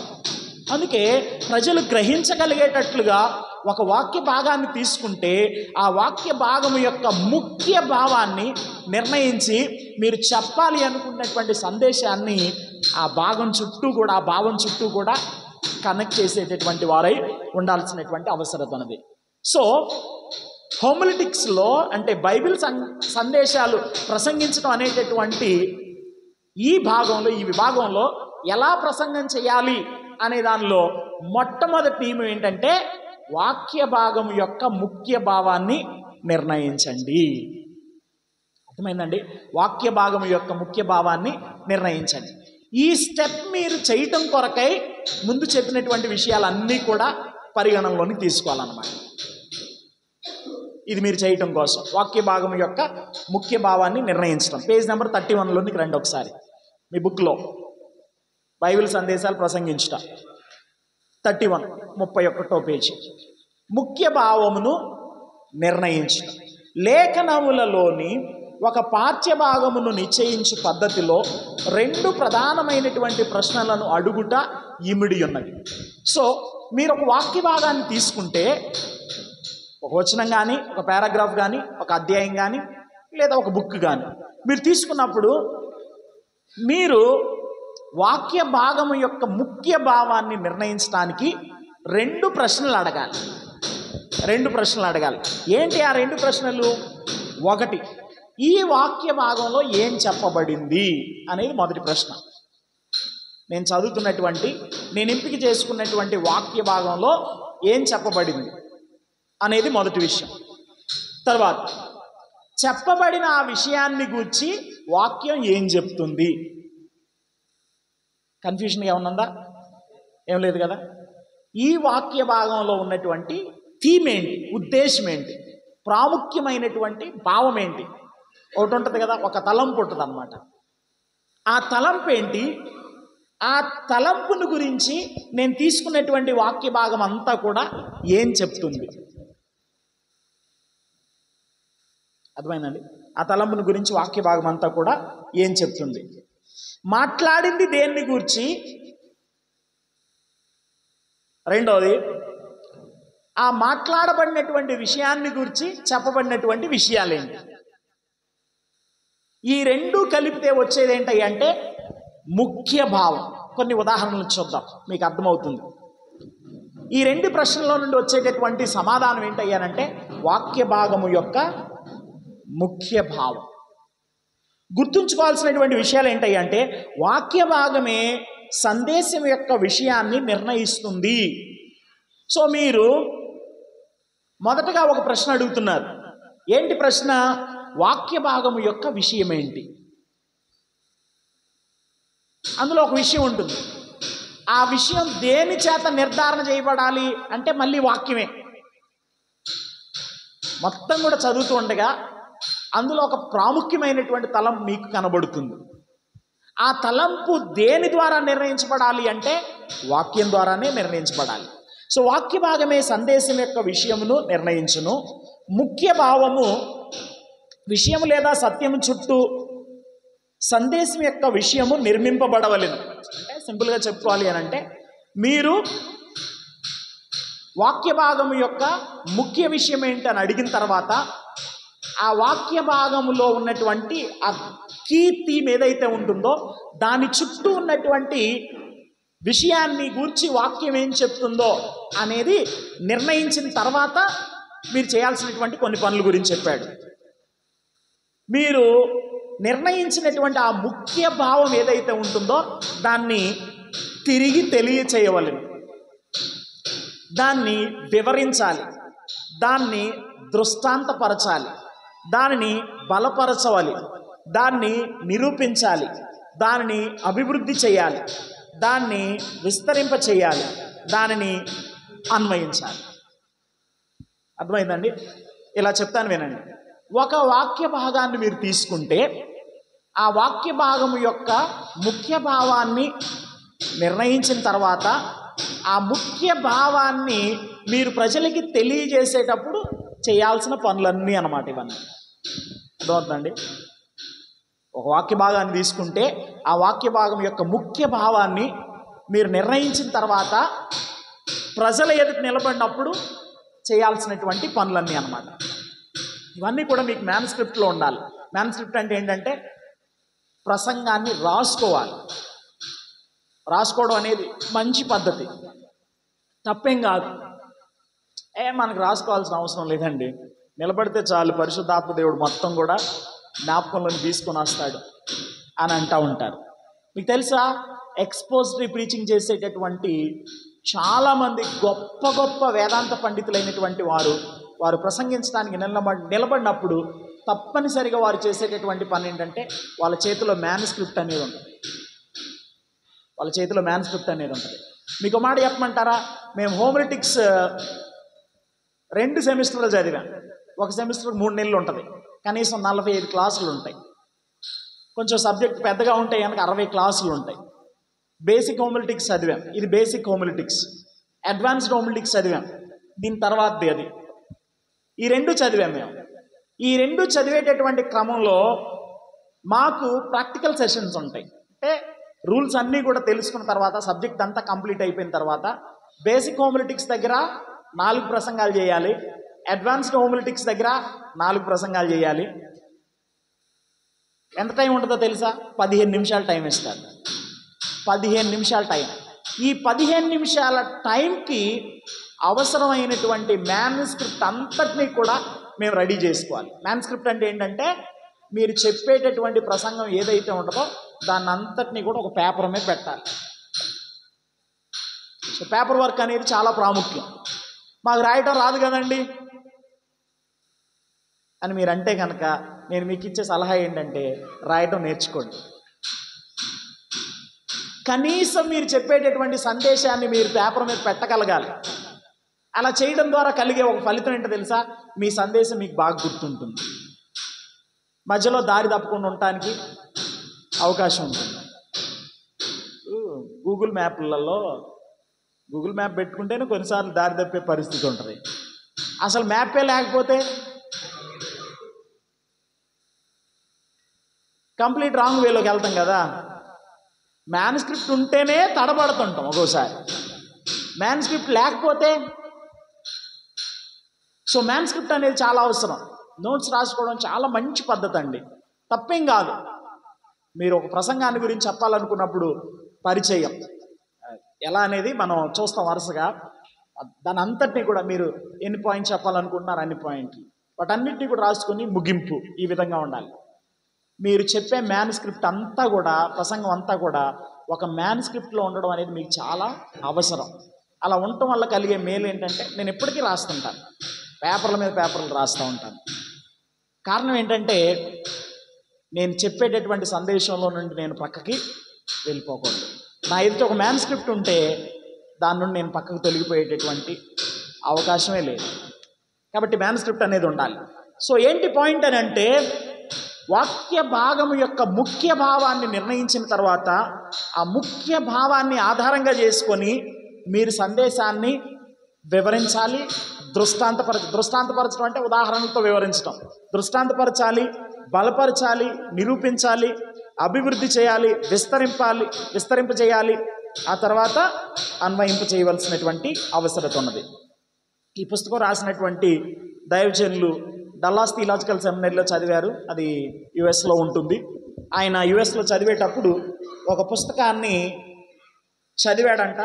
ఆ పుస్తకం హోమిలిటికల్ ప్రీచింగ్ ఆయనకి బాగా ఉపయోగపడిందని చెప్పి తెలియజేస్తూ ఆ పుస్తకం పేరేంటో చెప్పాడు. బైబిల్ బోధన లేదా బిబిలికల్ ప్రీచింగ్ అనేటటువంటి ఒక పుస్తకాన్ని చదివానని చెప్పి తెలియపరుస్తున్నాడు. కొన్ని ఉదాహరణలు చూద్దాం. మనకి ఈవెన్ ఎగ్జాంపుల్స్ కూడా ఇచ్చాడు. ఒకటి చూసేటటువంటి ప్రయత్నం చేద్దాం. 100వ కీర్తన మీరు మొదటి 3 వచనాలు చెప్పాలనుకున్నారు. ఒకసారి ఎవరైనా 100వ కీర్తన మొదటి 3 వచనాలు చదవండి, గట్టిగా చదవండి.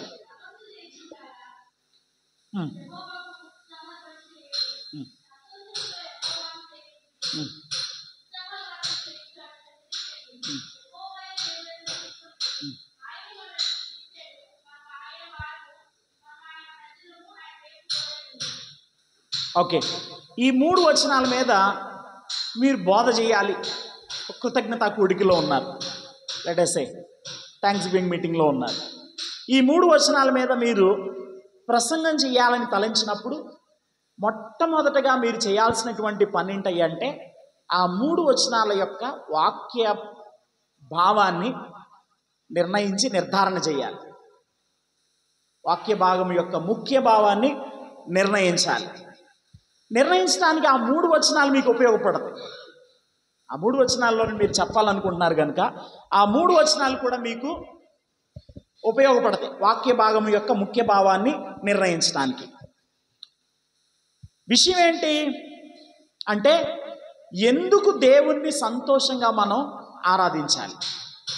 దేవుణ్ణి ఆరాధించడం, దేవుణ్ణి స్తుతించడం రెండు ఒకటి కాదండి. అర్థమైందా? దేవుణ్ణి ఆరాధించడం, దేవుణ్ణి స్తుతించడం రెండు ఒకటి కాదు. దేవుణ్ణి ఆరాధించడం అంటే ఆయన గుణగణములను జ్ఞాపకం చేసుకుంటూ ఆయనను పొగడడం, అది ఆయన ఆరాధన చేయడం. ఆయన్ని స్తుతించడం అంటే ఏంటి? ఆయన ఉపకారములను జ్ఞాపకం చేసుకుంటూ ఆయనకి థ్యాంక్స్ చెప్పడం. సో రెండు వేరు.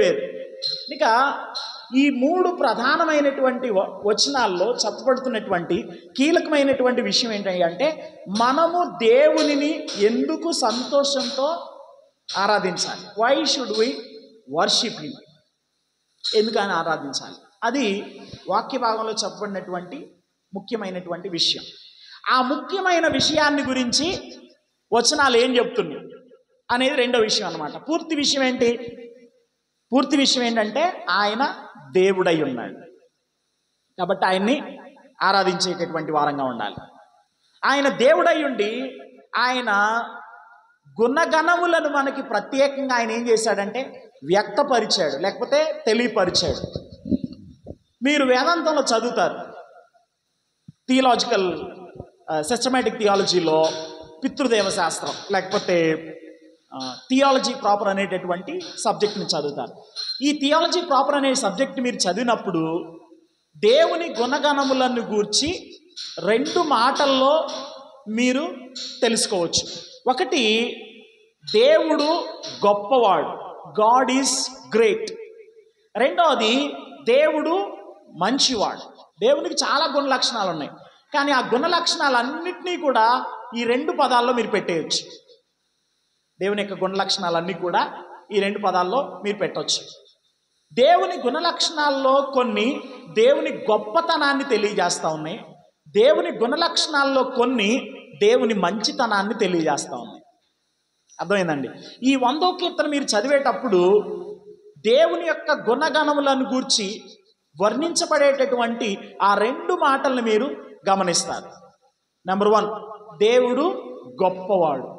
2, దేవుడు మంచివాడు. ఈ 2 కూడా మీరు చదువుతారు. ఉదాహరణకి ఈ ప్రసంగం యొక్క ముఖ్య భావాన్ని మనం నిర్ణయించేటటువంటి క్రమంలో ఇవన్నీ కూడా ఎందుకు తెలుసుకుంటున్నామంటే, ఇవన్నీ కూడా మనకి ఎందుకు ఉపయోగపడతాయి అంటే, మీరు ఎంపిక చేసుకునేటువంటి ఆ వచనాల యొక్క వాక్య భాగం యొక్క ముఖ్య భావాన్ని నిర్ణయించడానికి ఇవన్నీ కూడా మీకు ఉపయోగపడతాయి అన్నమాట.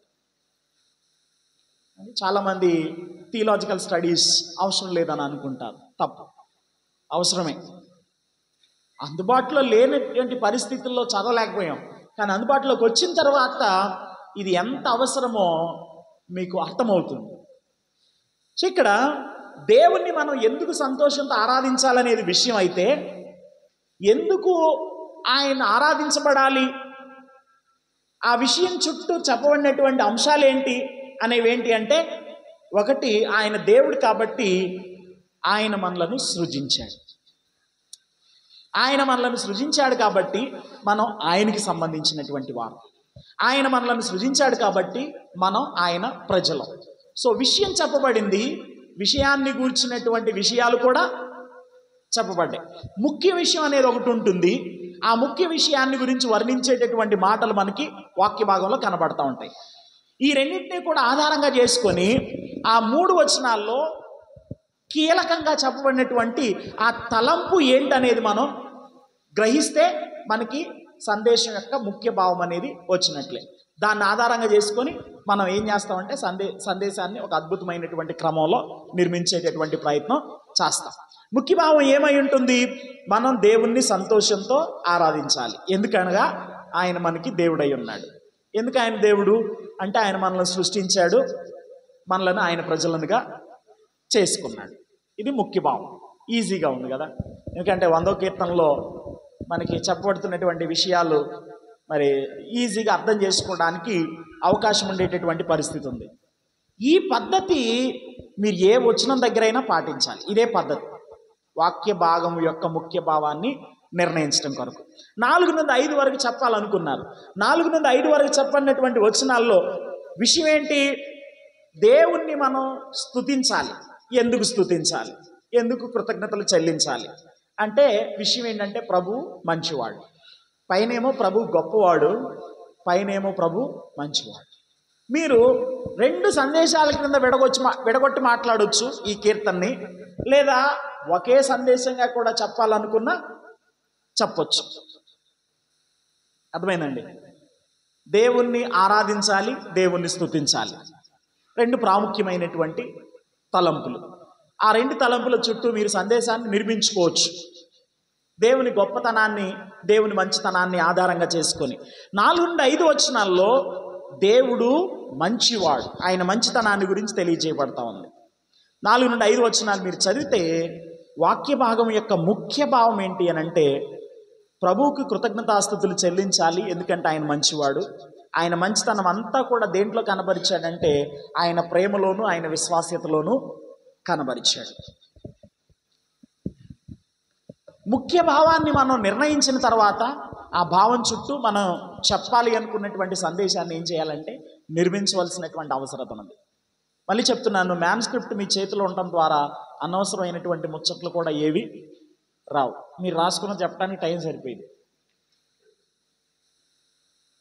బస్ దిగి మళ్ళీ ఎక్కాల్సిన పని లేదు, ప్రయాణాన్ని కొనసాగించుకుంటూ వెళ్ళిపోవచ్చు. అర్థమైందండి? తర్వాత కీర్తన 100వ కీర్తన మొదటి నుండి 5 వచనాలు ఒక సందేశంగా చెప్పొచ్చు అని కూడా చెప్పాను కదా. పూర్తి విషయం ఏంటి అంటే, యెహోవా దేవుడై ఉన్నాడు కనుక ఆయన ఆరాధనకు మరియు స్తుతులకు పాత్రుడై ఉన్నాడు. సింపుల్. రెండింటినీ కలిపితే ఒక సందేశం. ఎందుకని? దేవుడు గొప్పవాడు, ఎందుకని? దేవుడు మంచివాడు. కాబట్టి ఆయన ఆరాధించబడాలి, ఆయన స్తుతించబడాలి. ఆయన గొప్పతనాన్ని బట్టేమో ఆయన ఆరాధించబడాలి, ఆయన మంచితనాన్ని బట్టి ఆయన స్తుతింపబడాలి. ఆయన గొప్పతనంలో దేవుడు ఎలాంటి వాడో మనకి వ్యక్తపరిచాడు. ఆయన మంచితనంలో దేవుడు తన మంచితనాన్ని ఏ విధంగా మనకు చూపించాడో తెలియపరుస్తూ వచ్చాడు. As simple as that. కాకపోతే మీరు చేయాల్సిన పనల్లా ఏంటయ్యానంటే పదే పదే ఆ వాక్య భాగాన్ని చదవాలి. చదవనందువల్లే మనకి చాలా కన్ఫ్యూజన్స్ ఉన్నాయి. చదవనందువల్లే సరిగా అర్థం చేసుకోలేని పరిస్థితుల్లోకి వెళ్ళిపోయాం. చదవనందువల్లే మనం చెప్తున్నటువంటి సందేశాలు కూడా ప్రజలకి చాలా సందర్భాల్లో మేలుకరంగా లేకుండా పోతూ ఉన్నాయి. కొన్ని ఉదాహరణలు ఇచ్చాడు మీకు. ఆదికాండం 9వ అధ్యాయం 3 నుండి 6 వచనాలు. ఆ 3 వచనాల్లో చెప్పండి విషయం ఏంటయ్యానంటే, మనిషిని హత్య చేయటం తప్పు. ఎందుకు తప్పు అంటే 3 కారణాలు చెప్పాడు. రక్తంలో జీవం ఉంది, ప్రతి జీవితానికి దేవుడు లెక్క అడుగుతాడు, మనుషుడు దేవుని స్వరూపంలో సృజింపబడ్డాడు. ఈ రెండింటిని ఆధారంగా చేసుకొని ముఖ్య భావాన్ని రాయటం. మనిషిని హత్య చేయకూడదు, ఎందుకంటే మనిషి దేవుని పోలికలో చేయబడ్డాడు, ప్రతి జీవితానికి దేవుడు లెక్క అడుగుతాడు. Simple. Make it simple. Complicate చేయమాకండి. చాలామంది వారు చెప్తున్నటువంటి వాక్య సందేశాలు కాంప్లికేట్ చేస్తూ ఉంటారు. ప్రారంభంలోనే ఒక తికమకలోకి నెట్టేస్తారు అన్నమాట. ఇక ఆ తికమక లాస్ట్కి వచ్చేంత వరకు కూడా అర్థం కాదు. ఎప్పుడు అర్థం అవుతుందో తెలుసా? మీటింగ్ పెట్టినటువంటి పాస్టర్ గారు ఇప్పటి వరకు మనం మంచి సందేశం విన్నాం, దేవునికి స్తోత్రం అనగానే హల్లెలూయా అంటారు చూడండి, అప్పటికి అర్థమవుతుంది, ఓహో మంచి సందేశం చెప్పారు కాబోలు, కాబట్టి దేవునికి స్తోత్రం చెప్పాలి ఇప్పుడు అనేటటువంటి మీమాంసలోనికి వెళ్ళిపోయేటటువంటి పరిస్థితి ఉంటుంది అనమాట. సో మీరు ఎప్పుడైనా సరే ఒక వాక్య సందేశాన్ని చెప్పేటప్పుడు మేక్ ఇట్ సింపుల్. ఒకసారి నేను నిలబడి వాక్యం చెప్తున్నా. నన్ను బాగా అమితంగా ప్రేమించేటటువంటి ఒక అన్నయ్య నాకు మంచి వాక్య ఫౌండేషన్ పట్టడానికి చాలా కారణాలు ఉన్నాయి. ఆయన ఒక కారణం. ఆయన నేను ఒక వేదికని పంచుకుంటా ఉన్నాం. ఆయన నేను ఇద్దరం ప్రసంగికులుగా వెళ్ళాం ఒక మీటింగ్కి. ఇక్కడే మీకు దగ్గరలోనే పల్నాడు ఏరియాలోనే చిలకలూరుపేట దగ్గర. మా ఫ్రెండ్ అతను పిలిచిన అతను, ఆయన ఇద్దరికీ ఫ్రెండే కాబట్టి మమ్మల్ని ఇద్దరు వాక్యం చెప్పడానికి పిలిచాడు. మొదట నాకు సమయం ఇచ్చాడు, ఒక వాక్య సందేశం చెప్పాను. సమ్హౌ ఐ వాంటెడ్ టు, నేను ఎలా అనుకున్నానంటే మనకు తెలిసిందంతా కూడా ఇక్కడ చెప్పేయాలి. కొత్తలో కదా, ట్రైనింగ్ అయిపోయి గ్రాడ్యుయేషన్ అయిపోయి అప్పుడే బయటకు వచ్చాం, కొత్తలో ఉన్నటువంటి సమయం అందు. ఇక వాక్య సందేశాన్ని చెప్పేటప్పుడు పెద్ద పెద్ద పదాలు ఉపయోగిస్తూ ఉన్నాను. ప్రసంగం అంతా అయిపోయిన తర్వాత ఆయన కూడా రెండో సందేశం చెప్పాడు. చెప్పిన తర్వాత మేమిద్దరం మాకు ఇవ్వబడినటువంటి రూమ్లోకి వెళ్ళినప్పుడు నన్ను కూర్చోబెట్టి కొన్ని మాటలు చెప్పాడు. అవి లైఫ్లో మర్చిపోలేనటువంటి మాటలు అన్నమాట. రెండు మాటలు చెప్పాడు. ఏంటనంటే, don't complicate your sermons, make it simple. ఎవరో పెద్ద పెద్ద పదాలు చెప్తున్నావు ఏమిరా అంటే, కొంచెం వయసులో నాకంటే పెద్దోడు, ఫ్రెండ్లీగా ఉంటాడు కాబట్టి అలా మాట్లాడాడు. పెద్ద పెద్ద పదాలు చెప్తున్నావు ఏంట్రా, ఎవరికి అర్థమవుతాయిరా అక్కడ ఆ పదాలన్నీ? మేక్ ఇట్ సింపుల్, అర్థమయ్యేటట్టుగా మాట్లాడు అని అన్నాడు. ఆ తర్వాత సాధన చేసేదాన్ని అండి. సో మనం చెప్పేటటువంటి విషయం ఏదైతే ఉంటుందో అది ప్రజలకి ఈజీగా అర్థమైపోవాలి. నువ్వు చెప్పాలి అనుకుంటున్నటువంటి విషయం నీ మాటల్లో అర్థమైపోవాలి. అలా సాధన చేయాలి. అలా చేయాలి అంటే పదే పదే వాక్యాన్ని చదవాల్సినటువంటి అవసరత ఉన్నది. తర్వాత కొన్ని ఉదాహరణలు ఇచ్చాడు. ఓకే, వాటిని కూడా మీరు చదవండి. సుమారుగా ఒక 9 ఉదాహరణలు మీకు ఇవ్వబడ్డాయి. వాటన్నిటిని చదవండి. అన్నీ చదివి వివరించి చెప్పడానికి మనకి టైం సరిపోదు కాబట్టి వివరణాత్మకంగా ఇచ్చాడు కనుక మీరు చదవండి. నేను రూల్స్ మాత్రమే చెప్తాను. తర్వాత పేజ్ నెంబర్ 38లోనికి రండి ఒకసారి. Page number 38, 39, 40, 41. ఓకే, ఎన్ని ఉదాహరణలు ఇచ్చాడు? అభ్యాసాలు ఇచ్చాడు, ప్రాక్టీస్లు. 1, 2, 3, 4, 5, 6, 7 7 రోజులు కదా, ఈ రోజు నుండి వచ్చే మంగళవారం వరకు రోజుకు ఒక అసైన్మెంట్ చేయండి. అర్థమైందండి? రోజుకో మీరేం పేపర్లలో రాసి ఇవ్వమంటలా, మీ పుస్తకాల్లోనే రాయండి. ఓకేనా? అక్కడ మీకు కాలం ఇచ్చాడు కదా, మీరు ఎంపిక చేసుకున్న వాక్య భాగం గలతీ పత్రిక 7వ అధ్యాయం, అది 6వ అధ్యాయం 7 నుండి 10 వచనాలు అయితే అందులో విషయం ఏముంది, ఆ విషయాన్ని గురించి ఆ వచనాలు ఏం వర్ణిస్తున్నాయి, ఆ రెండింటిని ఆధారంగా చేసుకొని మీకు ఏది అర్థమైతే అది రాయండి. అండ్ మేక్ ష్యూర్ దట్ భార్యాభర్తలు కాపీ కొట్టమాకండి. ఎవరిది వాళ్ళే, ఎవరి జీవితానికి వాళ్ళే ఉత్తరవాదులు. కాబట్టి దయచేసి ఈ రోజు నుంచి వెళ్ళిన తర్వాత వెంటనే ప్రాక్టీస్ నెంబర్ 1. క్రిస్మస్ సీజన్లో బడి మర్చిపోమాకండి.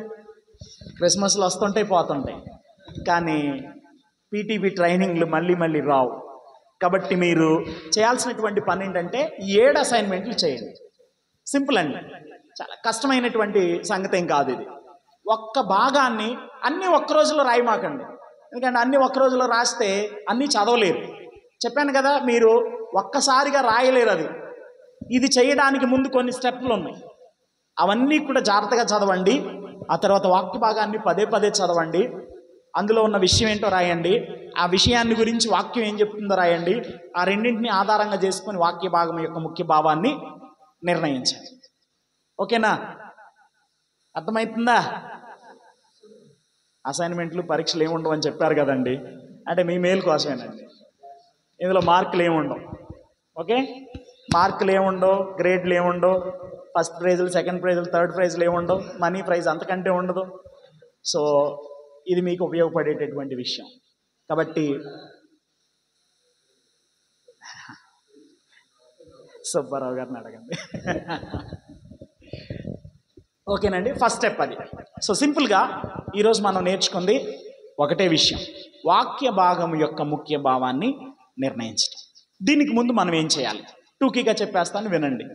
మొట్టమొదటిగా నీవు ఎవరి మధ్య అయితే పరిచర్య చేస్తున్నావో వారి యొక్క అవసరత ఏంటో గుర్తుపట్టు. ఆ అవసరతకు అనుగుణంగా బోధించడానికి దేవుని నడిపింపు కొరకై ప్రార్థన చేయి.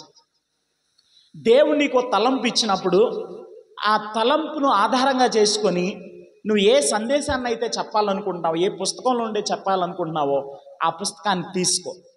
పుస్తకం అంటే బైబిల్లో ఉన్నటువంటి 66 పుస్తకాల గురించి మాట్లాడుతున్నాను. ఆ పుస్తకాన్ని తీసుకో, పదే పదే చదవండి. ఒకసారి మొత్తం చదివేసేయండి పుస్తకాన్ని. చదివిన తర్వాత ఆ పుస్తకం యొక్క పరిచయాన్ని, అలాగే సంక్షిప్త వర్ణన. మీరు నా దగ్గర లేవండి అని ఇలాంటి ఏం చెప్పమాకండి, మీ దగ్గర ఉన్నాయి 2 పుస్తకాలు ఆల్రెడీ. ఓకేనా? మీరు ఎంపిక చేసుకుంది ఎజ్రా గ్రంథం అయితే ఎజ్రా గ్రంథం మొత్తం చదవండి, ఎజ్రా గ్రంథం మీద పరిచయాన్ని చదవండి, ఎజ్రా గ్రంథం మీద సంక్షిప్త వర్ణన చదవండి. ఓకేనా? అందులో ఉన్న విషయం మీకు అర్థమైందని ఒక గ్రహింపులోకి వచ్చిన తర్వాత మళ్ళీ మొదటి నుండి చదవటం మొదలు పెట్టండి. ఓకేనా? చదువుతూ ఉండగా మీ అవసరత ఏదైతే ఉందో ఆ అవసరతకు అనుగుణంగా ఎంపిక చేసుకున్న వాక్య భాగాన్ని తీసుకోండి. ఆ వాక్య భాగం యొక్క సందర్భాన్ని స్థాపించడానికి ముందున్న వచనాలు, వెనుకున్న వచనాలు చదవండి. సందర్భాన్ని స్థాపించండి. ఓకేనా? సందర్భాన్ని స్థాపించిన తర్వాత 3 మెట్లు ఉన్నాయిగా, పరిశీలన, వ్యాఖ్యానము, అన్వయం. ఈ 3 నియమాలు పాటించండి. 7 నిమిషాల్లో చేసేద్దాం అనుకున్నారు కదా 7 పారాగ్రాఫ్లు, అయ్యేది కాదు. ఇవన్నీ చేయాలి మీరు. ఇవన్నీ చేసిన తర్వాత వాక్య భాగం యొక్క ముఖ్య భావాన్ని నిర్ణయించండి. చాలా ఈజీగా ఉంది కదా? ఈజీగా ఉందనే వాళ్ళు ఒకసారి స్తోత్రం చెప్పండి. హల్లెలూయా. అబ్బో అంత ఈజీ అనుకున్నారా? కాదండి,